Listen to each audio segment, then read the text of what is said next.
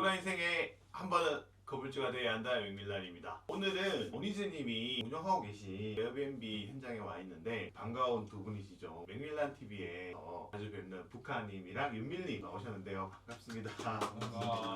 지금 북한님이랑 윤밀님 부분들도 이제 지금 화정동에서 신축하고 있고 건물이 쏙쏙 올라오고 있어요. 벌써 이제 2층이 2층까지 이제 올라가는 상황인데 북한님이랑 윤밀님 부부도 에어비앤비를 하시려고 생각을 하고 있으셔서 아무래도 오니즈님이 전문가시다 보니까 오늘은 북한님 부부님께서 한번 궁금하신 부분을 질의응답 방식으로 해서 오니즈님 진행을 한번 해보도록 하겠습니다. 지금 먼저 이제 오프닝으로 두 분이 지금 이제 신축 진행하고 있고 올라오고 있는데 어떤 느낌이신지라는 소감을 한번 말씀 좀 주셨으면 좋을 것 같습니다. 막상 올라가니까 안 보였던 게 막 보이는 게 더 많아가지고 진짜 걱정이 더 많아지는 건 사실인 것 같아요. 처음에 나눈 것도 그렇고 이제 투룸으로 나눴잖아요. 저희가 네, 두 네. 개를요. 근데 그것도 그냥 쓰리룸으로 할 걸 그랬나? 막 이제 와서 막 그런 걱정도 들고 그렇죠. 막 이런 큰 틀은 바꿀 수 없는 건데 그런 그죠. 걱정도 들기도 하고 이제 현실로 다가오니까 건물도 되게 똑같은 곳을 옛날에 갔을 때랑 최근에 갔을 때랑 또 달라요. 요즘에는 어느 건물을 들어갈 때마다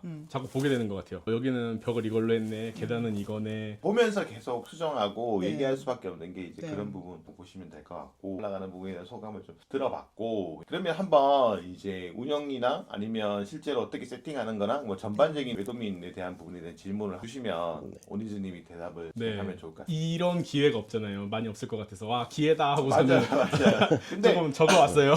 실제로 이제 두 분의 고민이 네. 실제로 외도민을 하고자 하시는 음. 분들의 고민일 수 있거든요. 네. 그래서 되게 도움이 많이 되시지 않을까 싶습니다. 일단 첫 번째는 저희가 이제 합정동에 네. 하늘길이라는 데에 이제 맞닿아 있고 네네. 그리고 이제 역에서는 한 걸어서 한 7분 이 정도 되는 거리예요. 네네. 예전에 제가 오니즈님한테 이렇게 좀 이렇게 배움을 얻을 때는 타겟이 되게 중요하다라는 네. 말씀을 주셨었어요. 네네. 어떤 식으로 타겟을 좀 해서 가면 좀 더 오는 고객들이 좋을까?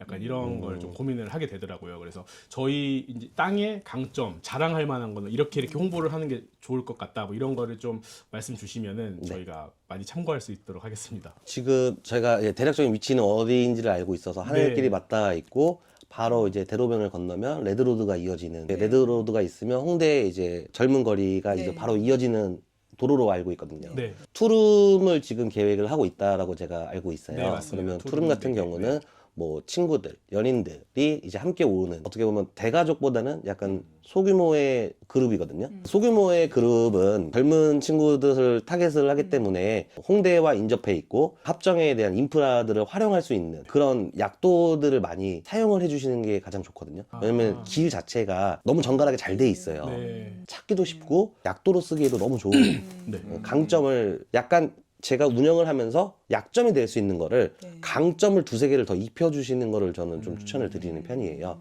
근데 그렇다고 해서 북한님 숙소가 위치가 약점은 절대 아니에요. 근데 강점을 더 몇 개를 요소를 넣어주었을 때 네. 타겟층은 젊음이 많은 동네와 인접해 있구나. 그리고 한국인 입장에서는 사실 도보 뭐 10분이 넘어가면 사실 많이 좀 멀다라고 느껴지는데 네. 외국인들 입장에서는 10분 이내까지도 사실 멀게 느껴지는 공간은 아니에요. 지금 저희가 여기 있는 공간도 역에서는 도보 6분 거리예요. 절대 게스트들도 멀게 느껴지지는 않는 네. 길이거든요. 그리고 더군다나 길이 절대적으로 심심하지 않는 길이에요. 네. 북한님 숙소의 길은 과정이 지루하지가 않아요. 그렇기 때문에 그런 요소들이 정말 큰 강점으로 올 수 있고 또 마켓, 상점들, 뭐 먹거리가 너무 많이 있어요 앞에. 그런 요소들을 많이 좀 살려주시는 걸 좀 추천드릴 것 같아요 저는. 그러면 동네를 이렇게 지도 맵으로 이렇게 표현해가지고 두면 되게 좋겠네요. 저 같은 경우는 제가 게스트한테 체크인 전에 네. 미리 PDF로 알려줘요. 공항에서 버스 타고 오는 방법부터 네. 오는 길을 설명을 해줄 때 그런 재밌는 요소들을 안에 넣어줘요. 여기 오면은 여기 무슨 맛집이 있고 여기는 무슨 편의점이 있어 네. 라고 이렇게 알려주거든요. 그러면 게스트들은 그게 곧 가이드북이 되는 거예요. 근데 이제 젊은 사람들을 이제 위주로 그러면 타겟을 좀 해야 되잖아요. 네네네. 가족보다는 아무래도 젊은 사람이다. 네. 그러는데 저희 한강은 사실 공원이 있다라기보다는 약간 자전거라든지 아니면 네. 러닝 위주의 한강으로 이루어져 있어요. 네. 그런데도 그 부분을 타겟하기가 좋을까요? 얘기를 하기가. 저라면은 그 한강에서 연인들이 같이 함께 피크닉을 즐길 수 있는 사진들을 좀 넣어주시는 걸 걸 좀 추천을 드릴 것 야경. 같아요. 봄이나 벚꽃도 보여주시고 네. 그 피크닉을 좀 즐길 수 있는 요소들을 간단하게 몇 장 정도를 표현을 해주시는 게 나도 여기서 즐길 수 있겠다를 네. 좀 보여주시는 걸 좀 네. 추천을 드립니다. 이 말씀에 이어서 네. 어떻게 보면 두 번째 질문이 될 것 같은데요. 브랜딩 관련한 거거든요. 네. 예를 들어서 고객들이 왔을 때 한국 여행으로 외국인들이 이제 어떤 분들이 오고 우리 한국 여행을 왜 오는지를 대충 알아야지 저희가 인원수에 맞게끔 이제 세팅이 될 것 같아서 친구가 많은지 뭐 가족이 많은지 1인 여행자가 많은지 네네. 연인이 많은지 이런 게 조금 궁금해요. 이게 기존의 코로나 이전부터 시점으로 보면 어떻게 보면 가족 단위보다는 개개인별의 여행도 제법 많이 있었어요. 근데 코로나 이후 팬데믹 이후로는 좀 가족 단위가 정말 많이 움직이고 있거든요. 근데 그렇다고 해서 뭐 친구들 연인들이 움직이지 않는다는 절대 아니에요. 특히나 이 마포 같은 경우는 콘서트 관광이 되게 많이 이루어져 있는 공간이어서 335도 둘둘 이렇게 커플들도 많이 오는 숙소이기 때문에 최근에 불법 숙소들이 많이 사라졌잖아요.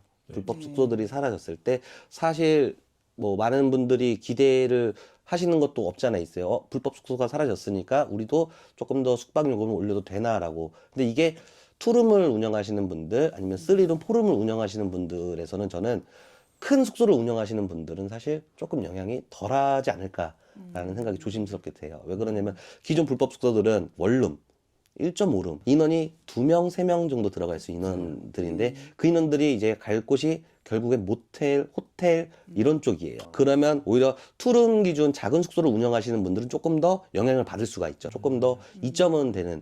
근데 거기서 양극화를 조금 더 보여주신다고 하면은 확실히 고객을 좀 끌어올 수 있는 힘이 있다라고 생각이 됩니다. 추가로 궁금한 게 이제 한국 여행은 대부분 가족 단위보다 연인이나 친구가 좀 많은 것 같아가지고 3룸을 추천을 하시잖아요. 근데 네. 3룸은 대부분이 가족 단위가 더 오는지 아니면 뭐 3, 3, 5 모여서 그 친구들끼리 오더라도 각자 방을 쓰는 걸 원해서 이제 3룸을 선호하는 건지 아니면 가족 단위들 숙소가 별로 없어서 선호하는 건지 그게 좀 궁금했어요. 저는 대부분 큰 숙소를 운영을 하잖아요. 네. 그러면 가족 단위가 정말 많이 있어요. 아, 가족 단위가 네, 있어요? 가족 단위가 많이 있고 가족 단위로 움직이시는 분들은 예약을 미리 리드 타임을 좀 길게 두고 먼저 예약을 좀 잡아두세요. 그래서 내년에 지금 예약들도 저는 어느 정도 좀 들어와 있는 상태이고요. 근데 이제 그렇다고 해서 꼭 대형 숙소는 큰 뭐 단체만 오냐도 물어보신다면 또 그것도 아니라고 말씀드려요. 여기가 1년 중에 10번 조금 안 되는 호스팅 기간은 한 4명, 3명 이렇게 오시는 분들이 있어요. 각자 방을 넓게 쓰고 싶은 분들이 오셔요. 그 친구들은 또 되게 장박으로 와서 길게 있었어요. 되게 편하게 여기 문화를 좀 즐기고 싶어서 오시는 분들이라서. 아, 왜 그러냐면 저희는 어디 여행 가면 저희는 네 가족이거든요. 네네. 그러다 보니까 항상 투룸이면 충분하지 이런 마음으로 다니다 보니까 네네네. 4인 구성인데 이렇게 넓은 3룸을 할까 했는지 그런 게 궁금했거든요. 네네네. 그랬는데 말씀 들어보니까 그런 경우도 있긴 네. 하구나라는 걸 느꼈습니다. 네. 자쿠지에 대해서 좀 궁금한데요. 네. 뭐 일본 같은 경우에는 워낙에 이제 자쿠지 문화가 되게 발달돼 있어서 자기들의 아침 루틴이 꼭 뭐 반신욕을 하고 뭐 나가고 뭐 이런다 하는데 서울이 아닌 관광지 뭐 동해나 이런 데 가면 자쿠지 숙소가 굉장히 많잖아요. 네네네. 외국인을 상대로 하는. 그런데 이게 외국인들이 서울에 와서 관광을 즐긴다라고 하면 대부분이 안 붙어 있을 것 같은데 객실에. 네네네. 그럼에도 불구하고 자쿠지에 대한 어떤 니즈가 좀 어떻게 보세요? 예를 들어서 화장실에 자쿠지가 있을 수도 있고 네. 아니면은 진짜 인테리어적으로 요즘 뭐 호스텔 하면은 막 내부에다 자쿠지를 넣기 시작하더라고요. 이런 부분에 대해서 혹시 어떻게 생각하시는지 좀 궁금합니다. 저는 이게 자쿠지 부분에서는 관리 부분이 좀 어렵다라는 게 아직까지는 사실이고요. 네. 근데 저한테 있어서 자쿠지의 용도를 물어본다면 스파, 포토 스팟이라고 봐요. 게스트들이 사진 찍는 용도도 필요로 하고 네. 사실 여성들의 눈에 마음에 들어야 되거든요. 근데 약간 뭔가 특별함이 있다라는 거를 좀 확 끌어당길 수 있는 요소 중에 하나라고 저는 생각을 하거든요. 물론 사용을 매번 많이 하지는 않을 거예요. 네. 근데 뭐 매번 사용하지 않고 관리도 힘든데 굳이 있어야 되냐라고 하면은 저는 그런 생각을 하시는 분들한테는 비추천. 하지만 내가 이거를 무기로 써서 게스트한테 조금 더 이점을 당길 수 있다라고 하면 저는 무조건 추천을 드리는 편이에요. 저도 최종 목적은 그런 자쿠지 넓은 걸 좀 하고 싶은 마음이 좀 있습니다. 그러면은 어쨌든 자쿠지를 하려면 일부의 공간은 손실을 볼 수밖에 없는 네. 상황이잖아요. 그럼에도 불구하고 공간이 좀 넓고 그렇다면은 자쿠지를 넣는 거는 나쁘지 않은 방법이 될 수도 있다라는. 네, 맞습니다. 말씀이시죠? 저희가 이번에 신축 현장에도 자쿠지를 넣을까 말까 정말 고민을 많이 했어요. 자쿠지가 이제 어떻게 보면 어느 정도 범위가 좀 있어야 되고, 제가 생각했던 거는 딱 요 칸만 있으면 되겠다라고 생각을 했는데 또 그렇지가 않더라고요. 네. 아래 배수 장비나 이런 시설들이 좀 넓이를 좀 더 많이 차지를 하고, 그래서 정말 더 큰 숙소를 해야지만 할 수 있겠구나. 그렇지 않으면 조금 어려운 요소긴 하다라는 게 지금의 제 의견입니다. 우리는 우리 숙소에도 넣으려고 생각. 고민을 좀 했었었지, 근데 한때. 더 큰 숙소를 하는데도 그랬으면 우리는 안 하는 게 맞아.